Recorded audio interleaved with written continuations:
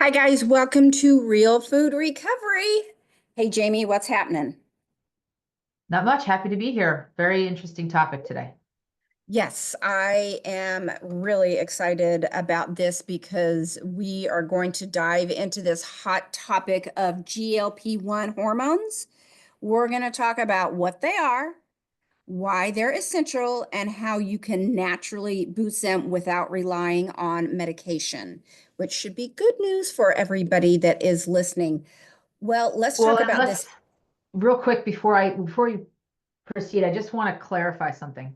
What Paige is talking about are our body's natural GLP-1 hormones, not GLP-1 agonists slash peptides like semaglutide, tirzepatide, not these external injectable or oral agonists that come from pharmaceutical companies. What we're Mhm. here talking about today are creating and, well, not creating, but stimulating production of your own natural hormones, GLP-1 related, right? So that's why Paige is using the term hormone.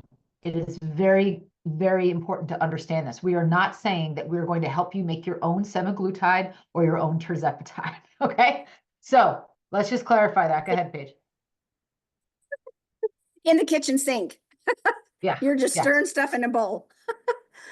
So yeah, let me break this down into simple terms. The GLP-1 or glucagon-like peptide 1 is a hormone that plays a key role in regulating blood sugar, appetite, and even weight. It's like your body's built-in support system for keeping cravings and energy levels in check.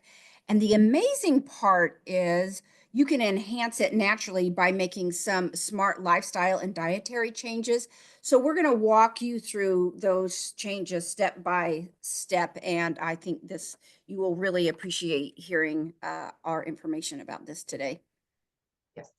So when we think about how GLP-1s, how our own GLP-1 works in the body, when we eat, especially foods with fiber and other nutrients that are needed by our bodies, our gut releases this GLP-1.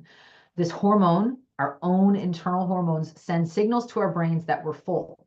And this Mhm. slows down how quickly food leaves our stomach, which makes it an important factor in controlling food intake and weight management, right? So this is a natural process that happens in all humans, right? Automatically. And it is, as we're going to discuss, it is bolstered by the food choices we make, or it erodes based on the food choices we make. Well In said. if it's running the way it should be, GLP-1 hormones slow gastric emptying, which helps us feel fuller longer, prevents blood sugar spikes. So that is why you'll hear, folks that are in this recovery world that have figured out certain blends of foods. They'll talk about eating something that is like a starch with a protein or a protein Hmm. and a fat, so that things are slowed down from the way that it moves through our system so that we feel fuller longer, and these hormones can run through our body and send signals to our brains. Hormones are signals, and send signals to our brains that we have what we need. Yeah, it's doing their job, doing Exactly. what they were designed to do. And that's why the GLP-1 hormone is such a game changer for any one of us that are working on our recovery from the ultra processed foods.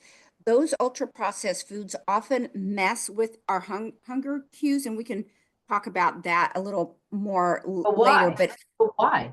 Why does it mess with the hunger? Why do they mess with the okay, hunger let's go cues? ahead and get into it now. But you get these blood sugar spikes that just shoot through the roof.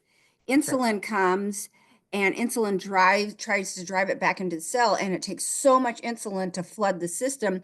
Then your blood sugar crashes, and then you're hungry again, and you are literally on this Right. roller coaster all day long.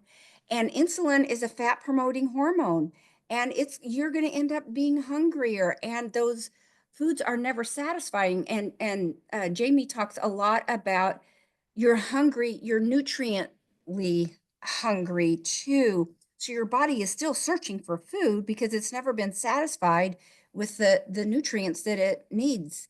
And Exactly. then I mean, we don't even have time to get into about all the mental effects that That's right. when you are eating these ultra processed foods, that it just drives the hunger cues, and the dopamine is just, the brain's just saying, get more, get more, get more. So it shuts off the natural fullness, and it just drives you, like any drug, whether it be food or a habit, it just drives you to get more, more, more. That's So right. yeah, these ultra processed foods just really mess with our hunger cues, and it makes it harder then for your body to release the GLP-1s effectively. So then the question becomes, why wouldn't everybody just stop listening at this point of the podcast, get in your car and zip down to the drugstore and call it a day? Jamie, you want to go first, and this is your soapbox opportunity to say why Yeah. wouldn't it just be a good idea? Why wouldn't you just cut straight to the chase and get on these drugs and just do the Well, and again, backstroke? what Paige is mentioning, we're referring to are the GLP-1 agonists. There's a difference. Our bodies create the GLP-1 hormone naturally. That can be increased with the foods we eat or decreased with the foods we eat, which is why, as Paige was saying, if you're eating nothing more or mostly ultra processed foods, they're moving through your system. They are moving through your system quickly, not in a good way. They're moving through your system. They're getting stored directly and immediately as fat. Yeah. So, I mean, it's like, unless you're working outside all day, running marathons for a living, or running after toddlers all day in a daycare, there's no need to have these kinds of ultra processed foods, high calorie, low nutrients, like really no nutrients in these foods. They move through very I'm quickly, stored by fat. I heard yesterday 70% of our calories are from ultra processed foods for the Right. standard American. Sorry, go Frightening. ahead. Yeah, not shocking and frightening. So again, when we think about these agonists, the GLP-1 agonist that's outside of us, that's a pharmaceutical, that's Ozempics, Mounjaros, et cetera. Those are, uh, again, external injections or oral drugs that you can take for creation of the GLP-1. And all they do, they don't give you more of the hormone. All they do is they create a process in your body that slows gastric emptying, which they have connected now to a hormone being created by your body naturally because your body is slower in gastric emptying. So it's sort of the GLP-1 agonist, right? Agonist, it's so antagonist. It's creating the process in your body that stimulates the GLP-1 hormone. So you're not actually injecting GLP-1, you're injecting, well, I heard it was like some like lizard. There's hormones from some lizard they've taken, like the Gila monster or something, no joke. And that's where these drugs come from. And it's essentially like from what I've heard, it's like the venom from the Gila monster that kind of creates this like gas slowing of the emptying of your stomach. And it's extreme. I mean, think about what it's doing. It's literally slowing down your body's natural processes. So what these ultra processed food addicts, right, or people that are obsessed abusing ultra processed foods, I'm not going to label, but they're creating a situation in their body that allows them to still eat the ultra processed foods, right? Because they're slowing their gastric emptying by shooting up Ozempic or tirzepatide or Mounjaro. They're slowing it down so that they can still have their cake and eat it too. That's essentially all these drugs are. Literally.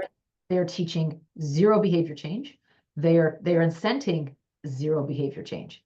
And they, to make it matters worse, because your gastric emptying is slowed down so much, it's actually incenting these patients who are on these drugs to eat foods that are very, very, let's say, high on the taste or perception scale, right? So Yeah. very, very high flavor and high calorie, but very low nutrient, because a lot of those are kind of sludged through your body like milkshakes or liquid diets, right? Like it's filled with chemicals like Slim Fasts and smoothies filled with sugar and additives.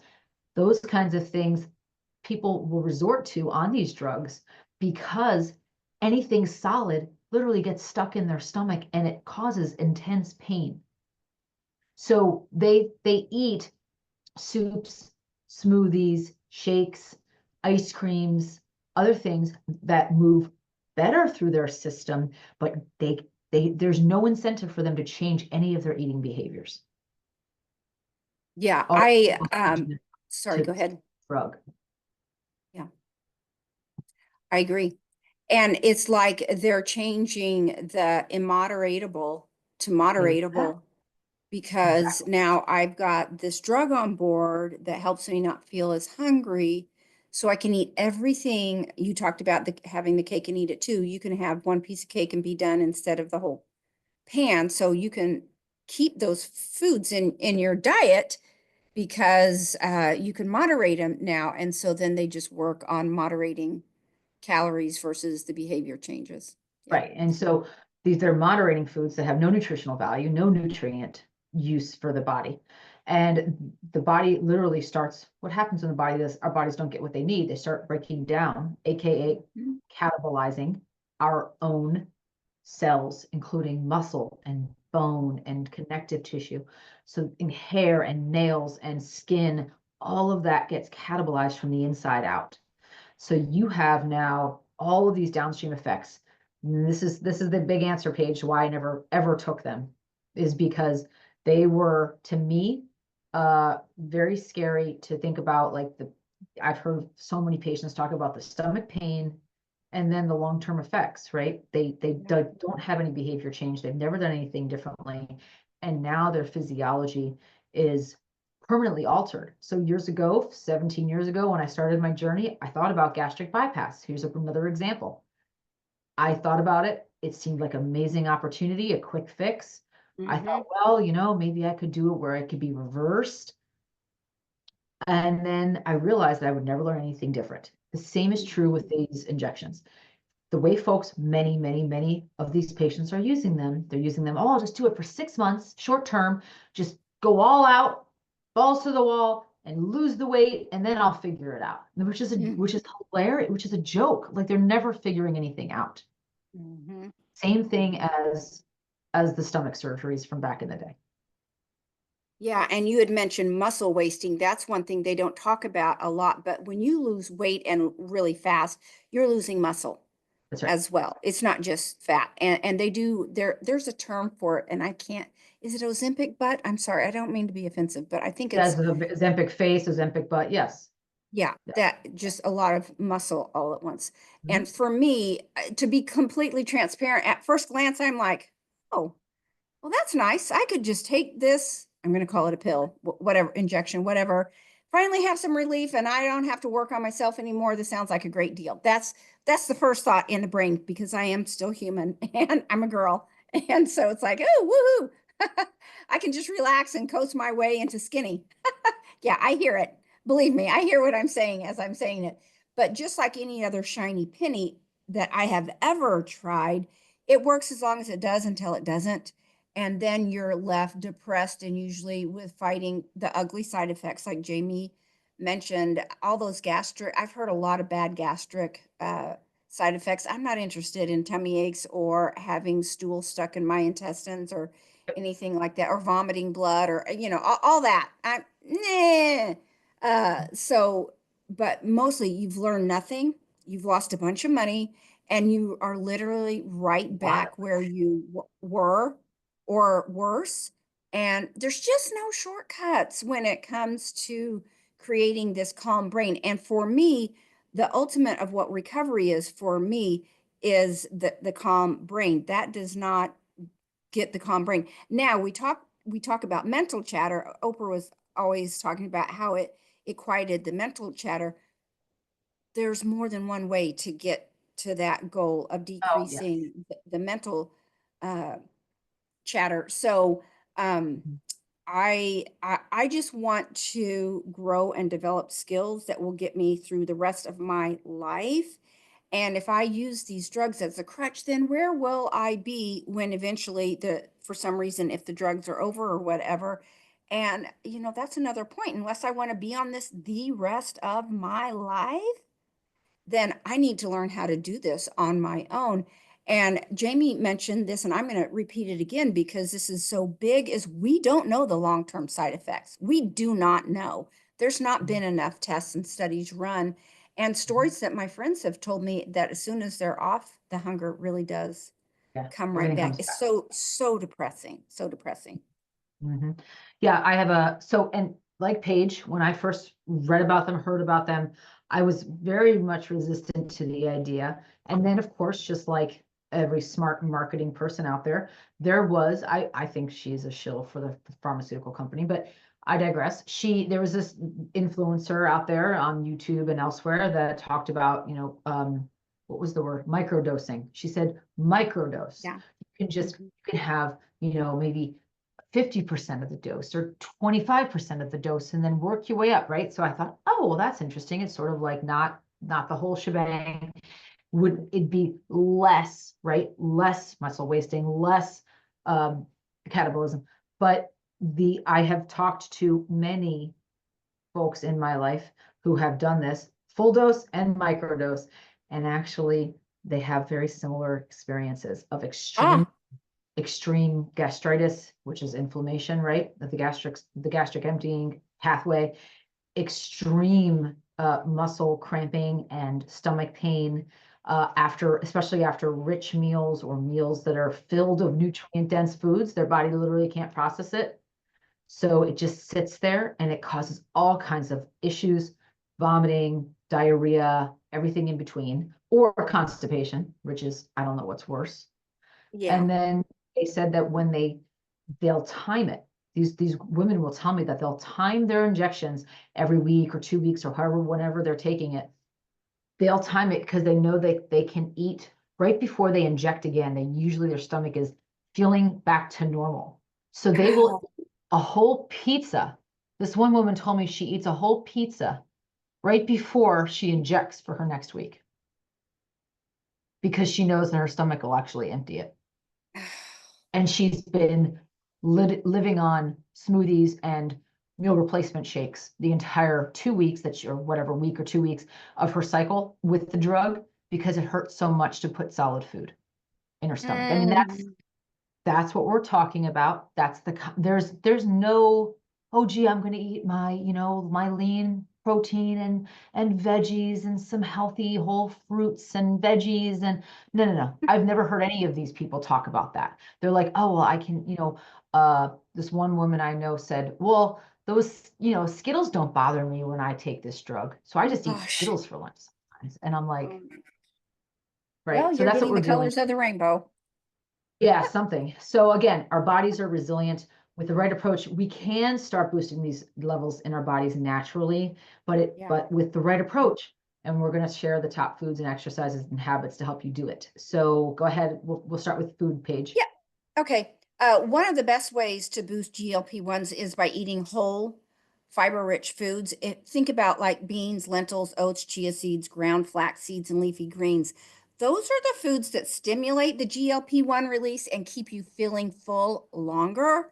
And you can probably tell that within your own self, with your own past experience, that foods that make you do feel full longer and I stick will around. add animal proteins to that too, and whole food Yeah, animal proteins to that list. yeah, you're going to actually talk about that here in just a little bit. And the thing about the soluble fiber found in oats, legumes, fruits, and vegetables that feeds the gut bacteria, promoting the GLP-1 production. And fiber also slows digestion, so naturally it enhances your own GLP-1 effects. For me, when I eat my big salad every day, my gut is so full. I had it about an hour ago. I'm still very full. I have even been adding some grains in for the day in my mixed greens, which I love, along with some berries, apples, nuts, seeds, etc. So it's so satisfying and it's calming to me as well, which is huge. That's what I'm looking for, just peace around food. And my latest salad dressing craze is a little bit of lemon or lime juice stirred with some nutritional yeast and Parmesan. Excellent. Jamie and Jamie, I know that you're on a special diet right now, but where do you stand when it comes? Do you want Yeah. to talk No, so about that your experience with the fiber foods? Yeah, the diet that I was on was a very short period of time to do some healing for my gut and to do some healing for my organs, which were really kind of in a very dysfunctional place for a long time as a result of the autoimmune condition. So I've been transitioned out of that strict way of eating, which was with green vegetables and lean animal proteins, and some added animal fats, right, like butter or ghee or tallow, or some fatty animal cuts of meat. But I've been transitioned away and opened up to add in more vegetables, more colored vegetables, whole grains, starchy vegetables. And that's been about 2 weeks now. And I would say that for sure, like with all the foods that Paige mentioned, right, those fiber-rich foods, absolutely. But for me, I ate nothing but fiber-rich foods for 4.5 years as Right. you know, sort of plant-based eater, which was, again, it did help with decreasing the process of emptying my stomach, but it did not necessarily give me the nutrients. So it's important what Paige said about making sure that you have a good combination of nutrients your body needs. And I believe that in addition to that fiber that Paige mentioned, you have to be adding in the animal protein. I tried for years adding in the plant-based proteins, and it just did not, my body was not able to assimilate them. Mm-hmm. And that led to the cascade of my health issues. So again, adding in those animal proteins is really important with the fiber-rich foods, because this way, while things are slowed down in your system, right, your body is processing digestively, it's actually pulling nutrients from those colorful fruits and vegetables, pulling nutrients from the animal products, pulling the nutrients it needs, and then it literally moves through your system to make its way out. So again, when I think about if someone asked us if it's okay to eat carbs, again, it's not so much about just one food group or not. It's just choosing a carbohydrate that is complex, meaning it takes a while for your body to break down. And you know, the natural single ingredient whole foods that are starches or carbohydrates like whole grains, again, maybe the ancient grains sticking there, single ingredient starchy foods like a squash or potato, sweet potato, those are going to be the complex carb family because they are slower releasing in our body. So again, the next thing, if we think about adding protein to that, especially animal-based proteins, it's important to remember how these combination of foods will increase this GLP-1 secretion. And there's also science that Paige mentioned that whey protein, so it's the protein from dairy specifically, has been shown to increase GLP-1 levels. They not only boost GLP-1, but also stabilize blood sugar. Here's the caveat about this that I've learned about dairy. For me, in my experience, I do best with, if I'm eating dairy, with whole fat dairy. So that means that and it's fascinating because I will measure that out before I eat it, right? Because it's very calorie dense, whole fat dairy. It's literally made to fatten up a baby cow. So that's not my goal. I don't want to fatten myself up. So my thought process, right, is to make sure I measure it out. But it's so interesting because many times if I measure a serving size, I can't even finish it. But if I do the same serving size of lower fat or low fat dairy, I could go back 3, 4, 5 times for a second, third, fourth, fifth helping of it. Yeah. And I'm constantly That, craving after I eat it. that is the slowest to break down. Yes. It sticks in your gut the longest. Yes. So again, we want to caveat, if you're going to go the dairy route, look at whole fat dairy and look at what you're doing to listen to your body while you're eating it, because it will very loud and clear after about a 3/4 of a cup or so. It'll say like, stop, we're done. Yeah. Mm-hmm.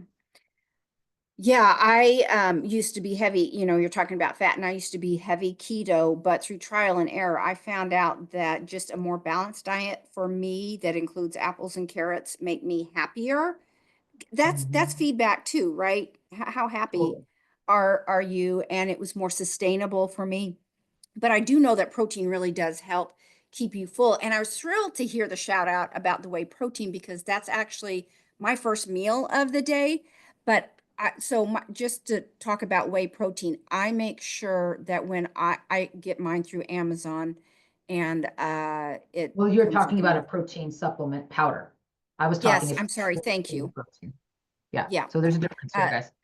Yes, thank you. I get a whey protein that literally has one ingredient on the bag that says whey protein. That's literally the whole ingredient list, but you really have to do your homework on making Mhm. sure that you don't. Most protein powders have a huge list of bad players in them, and Yes. it's a That resweetener and yeah, it's bad. So and I have aluminum one and metals and oh, yeah, stuff you can't pronounce, stuff you don't know. So I start out with a whey protein shake.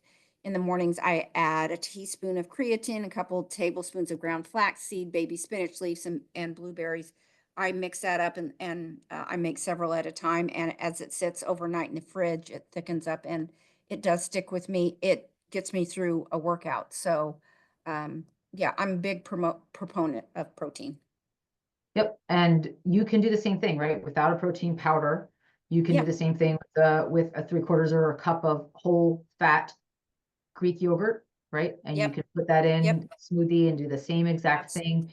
Sticks with you, and it's really fascinating because it's when you're eating full fat animal products, it's very hard to overeat. Yeah, It I really agree. is. Good And point. we don't want to forget other fermented foods besides yogurt. Other fermented foods like kefir, kimchi, sauerkraut, they support your gut microbiome and they foster the good bacteria, which again is closely tied to the GLP-1 production, right? When you have a healthy gut, your gut knows how to behave, right? It behaves the way that it was designed to behave. Hmm. And again, when we think about how fermented foods, right, work with our gut, it actually promotes a healthy mucosal lining in the gut, which creates that sort of nice place for food to travel through. And you want to make sure when you're processing food right in your system, you want to make sure that your gut's intact so that nothing comes out. The leaky gut, right, comes out of that gut and goes into other areas of the bloodstream, body, muscles, tissues, everything that can be affected from an inflammatory response as a result of leaky gut. So these fermented foods not only promote gut health for probiotic, the good bacteria, right? If you have the right bacteria processing the food, they can overpower the bad bacteria, which can cause a leaky gut. And Yeah. unfortunately, I'm part of me getting sick was having this severe leaky gut, and I didn't notice it in any kind of digestive issue. Like things still moved. I was still able to sort of feel okay, do what I needed to do. But what I noticed was didn't have energy from my food. I it seemed like my body wasn't using nutrients right. And it also seemed like literally things weren't processing and I wasn't feeling vitally energized from my food anymore. I noticed that my body felt older, more tired, fatigued, pain, bloated, inflamed, right? That those were all the signs of leaky gut for me and for many people. It didn't show in like my body didn't move anymore, like move, the food through it. It showed it in other ways that were dead giveaways to leaky gut. Oh, yeah. You've been through the ringer with all that. No, nobody wants leaky gut. Nobody. No, and That's it takes a long that's time. It takes months or longer to heal. right. Oh, I'm so glad you're this far into it and on this side of it than where you were 6 months, 9 months, a year ago. So I don't do a great job of eating fermented foods, except for a little bit of yogurt occasionally. But I do know that the gut health is important because we know that your gut microbiome is this community of trillions, like Jamie was talking about, trillions of bacteria, fungi, and other microbes that live in your digestive tract. And it's important because for a couple of reasons. It helps with digestion by breaking down food and helps your body absorb nutrients. And your immune system, about 70% of your immune system is in your gut, and your microbiome helps protect against harmful bacteria, not to mention brain health. We've talked a little bit about this, but your gut and brain are connected, the gut brain axis, and a healthy microbiome can impact food, memory, and mental health. And lastly, inflammation. We don't talk about that enough, but a balanced microbiome helps reduce inflammation, which is linked to many diseases. And basically, your gut microbiome keeps your body running smoothly and affects almost every part of your health. A healthy diet, rich in fiber and fermented food, supports that. And if you would like, you can listen to the episode 104 coming up with Dr. Lola McLean. She specializes in gut health, so make sure to not miss that one. Yeah. So one of the things we think about is we want to touch on sugar cravings, and this can be tough for folks in recovery. Yeah. There's about 100 different reasons for why we can crave sugar. Sometimes it's related to gastric emptying and the GLP-1 process and hormone release that we're talking about. It could be related to the types of food that you're choosing. It could be related to if you're eating ultra processed foods, those literally are engineered to create a craving, right? And usually there's a lot of highly processed and refined sugar in those foods. So again, it's a vicious cycle. You could be in artificial sweeteners or diet sodas. All of those can create sugar cravings. So again, there's lots of reasons for it. But our goal is to sort of retrain our taste buds to enjoy natural sweetness of whole foods, including fruit, which yes has fructose, horror, right? But that's okay. That's okay, right? You'll hear some people talk about fructose like it's evil. It is not the same fructose of high fructose corn syrup. It is not, right? The Not fructose in fiber. fruit is connected to fiber and water. So that goes through your system and is processed by your system in a very different way than high fructose corn syrup. So let's just make sure that fructose doesn't get vilified. And then think about, again, how your cravings can be satisfied. And I truly believe that if you are nutrient rich in your diet, you don't have cravings. So it's not about if you have a craving, oh, gee, my diet must be void of chocolate cake. And that must be the problem. If you have a craving, it's because you are missing a nutrient or a blend of nutrients, more than likely. So look at giving your body what you need with a whole simple ingredient, single ingredient meal filled with protein and fat and some healthy single ingredient carbs. And then tell me if you're still craving anything, right? So that's the first thing. And I don't believe in excluding any particular food group. So I have a very disordered background with food. I don't say that I'm off of any particular food anymore. I found that those extremes for me were very triggering. So for me, I don't talk about being off anything. I focus on whole single ingredient foods, and I give my body what it needs from those foods. And if there's something where it's an opportunity a few times a year to have some kind of birthday cake or have some kind of celebratory thing, that's not something that I have these hard and fast rules around. Because for me, those hard and fast rules created a huge eating disorder. So again, that is how I've learned to navigate. If I have a craving, it's because I need nutrients. Once the nutrients are met, make sure that they're whole single ingredient foods and leave room for those celebratory things a couple times a year, 3-4 times a year, and live life, right? So that's how I've progressed through my, I would say, eating disorder recovery and the way I used to use food abusively. But Paige, what are your thoughts on this about? Well, I'm glad you brought that up because Jamie and I differ a little bit in that, but Jamie's a decade further down the road than me as well. I'm coming up on my 4th year sugar-free, and for me, at this point in my recovery journey, I can't have that. I'm backing up. Erase that. I can have it, but I can't have it. I know what the results are for me right now, and I choose not to go there because I feel like that's I'm too afraid of going there, and I don't want to go there. I'm not interested in that It takes you out of because balance. It takes you out of it balance, is what I'm hearing. totally, Yep. and then I'm going to start thinking about it, and I worry that I would start thinking about it more, and oh, maybe this would be an occasion for me. But that's where I am in my journey, and so it's up to everybody to decide where they are. But I love this discussion. I wish we had more time to talk about this one topic specifically because it is huge.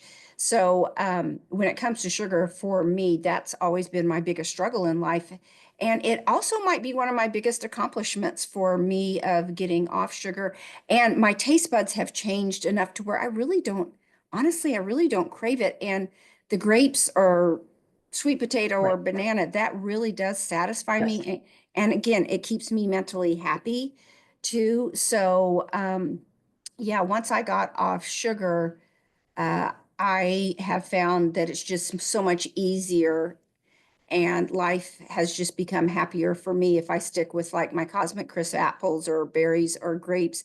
And I bake with bananas, so I do have my I'm using air quotes treats. My taste buds are always satisfied now because I think my body's Yep. gone back to Lots of its ways to do natural it. factory settings. So my body responds well. Jamie had talked about cravings are not normal, and I do still get them, but they're a 3, they're not a 10. And Mhm. they pass easily, and I can easily satisfy them with a few handful of grapes or berries or whatever. Mhm. Yep. So, and again, if we think about focusing on these healthy fats as well as the other types of foods that we're talking about, right? That's something that I think me getting sick taught me a lot about the benefit of fats in my diet. I was taught for a long time to limit fat, right? That fat was going to make me fat. Well, the intense amounts of processed and ultra processed foods I was eating made me fat. But Yeah. it wasn't because they were laden with high fat. I believe that one of the best things I learned from the 6 months of that very, very strict, lean red meat and green veggies was that dietary fat from whole food sources Yeah. like avocado or animal products. That actually, occasional tofu, if that's something that you're doing, um, those fats did not affect me. Those fats actually helped me stay full, helped me feel centered and focused, gave my hormones what they needed. Those fats did well for me, right? But if I Mhm. was, chugging a bottle of Crisco or, adding all kinds of added processed fats, there's even, and that is including nut butters, those are processed fats, that would have absolutely resulted in weight gain while I was trying to heal, right? Which would have just put my body, it would have worked against me. Mhm. And when you think about switching gears now to exercise, it's another powerful way to boost GLP-1. I just saw Gary Brecka, who's a big longevity expert, body hacker, I guess. He talks a lot about how when you're getting a craving and you've given your body a nutrient dense meal, he talks about it's a dopamine issue, right? It's a dopamine cue. It's your Mhm. in your brain telling you it needs what it thinks is food related. He said if you do movement instead of giving it food, especially if you know that you're already nutrient rich in your diet. He said that once you give that body a hit of dopamine in any way, shape, or form, it will crave that. So he said a good way to instead of a handful of processed food snack, he said do 10 jumping jacks or do some knee raises, just something simple that it that Ooh. that swap, he said, will create a dopamine release, just like a small handful of, I don't know, something sweet. Yes. Oh, I love that. Yeah, we Yeah. get a lot of questions around exercise, and it can induce panic for people thinking that Yes. they've got to go hit the gym at a level 10 every day for 2 hours, which is not at all what we mean. And for those just starting out, even a 10-minute walk after meals can make a big difference. And walking helps stabilize blood sugar and encourages the GLP-1 release. Even just yoga or Pilates might be a good place to start because it's a gentle but effective way to start activating your core and improving digestion, which ties back to the GLP-1s. And my big secret with exercise is to do something different every day. I ran for 30 years till my parts started going, no more. And now I've turned to a lot more strength training, which really helps us as we age. I can't say enough about that. And it's just a must for our bones, but so much fun to mix it up. And just the trick is find what you love that you can stick with. And I put my weekly tennis game on Fridays as an example because it's a nice reward for the end of the week and something I really look forward to. And, hitting a good overhead is more exciting to me than having a cookie. So it really does satisfy the brain's needs, in my opinion, for that dopamine. I was listening to a Rich Roll podcast today. It just came out with Rhonda, and I can't remember her last name. I just went blank on that. But Oh yeah, I know she who you're talking about. yeah, it's really good. And they talk about plastics in there, which we're going to do an episode on microplastics and nanoplastics coming up. But she said, she is so bright, and she talked about a study that showed that exercise outperformed metformin by 30 to 40%. Metformin is for people with prediabetes. I had someone in my family that was given the option of, you can either, change your lifestyle, diet and exercise, or just take the drug. And they're like, oh yeah, just give me the drug. So, And okay. metformin typically comes right before you're insulin dependent, right? So metformin is Yeah, the oral version of that's of right. an related drug. So again, and there's really, we think about motivation, right? When we think about making these changes, it's important to just do one thing at a time and just keep building on that one thing at a time. And I think that's Paige is going to expand on that in this next section. Yeah, motivation can be a tough one because so many people quit because goals are not always easy. So it helps to make sure that your goals are appropriate, the right size for what you want to accomplish, making sure they're sustainable. These small changes last longer because you're not overwhelmed by these lifestyle changes, which takes years, by the way. This is not a quick fix, guys. And we No. can't talk about recovery without addressing the mind-body connection. So stress and sleep play a huge role in GLP-1 regulation. And all of that goes back to the appropriate goals too, because if you have goals that aren't right for you, then you're going to end up in a very stressful situation. Do you want to say anything about sleep?